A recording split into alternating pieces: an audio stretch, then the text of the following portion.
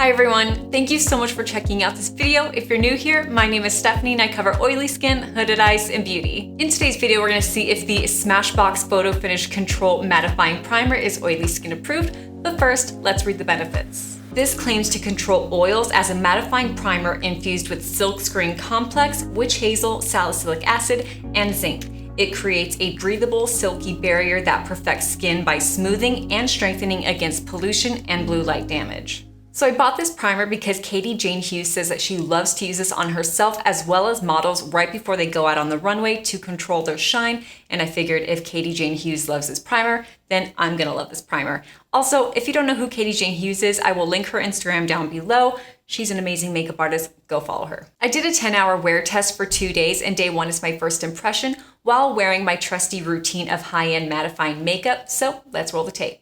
Let's go ahead and see the consistency. So it's pretty thick, very silky smooth, and definitely silicone-y. Smell test. Smells like paint. All right, the only thing I have on is my sunscreen, so let's go ahead and put this to the test. I'm just gonna pat it into my skin because I do have large pores and silicone primers do kind of help out with those large pores. I don't know if you guys can see, but this automatically mattified my skin. I do see a difference in my pores and my fine lines on this side. I do see that it's filled in just a little bit. It looks kind of smoothed out and I don't look as red. So that's kind of nice.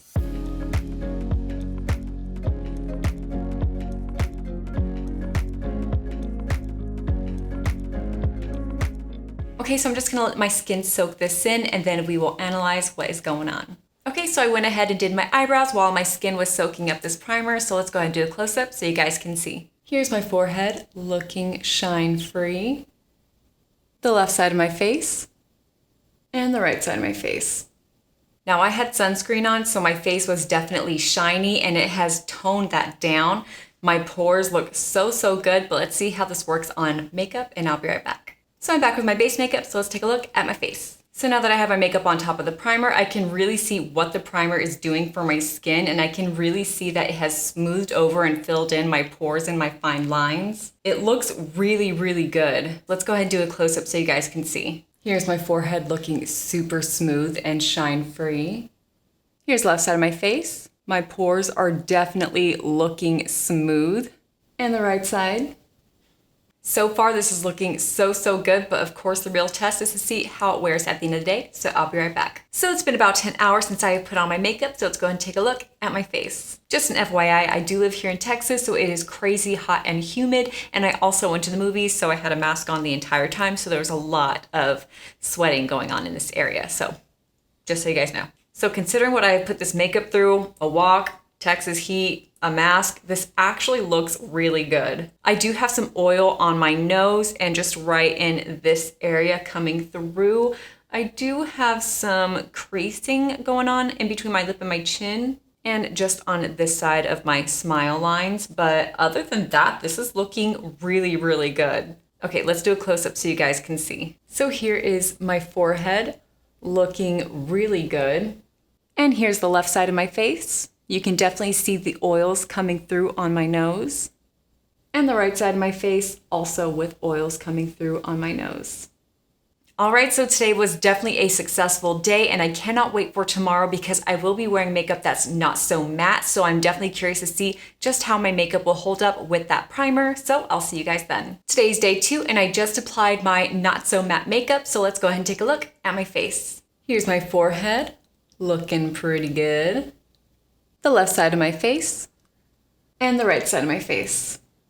All right, so I am super curious to see how this is gonna look at the end of the day, so I'll be right back. Today's day 2, and I've been wearing my makeup for about 10 hours now, so let's take a look at my face. So I definitely see some oils coming through pretty much everywhere, and I have been having some really bad allergies today, so I've been blowing my nose pretty much all day, so my foundation is just gone on my nose. There's absolutely no more foundation, but other than that, I think it looks pretty good. I don't think that it looks overly greasy. My makeup is still pretty much intact other than my nose.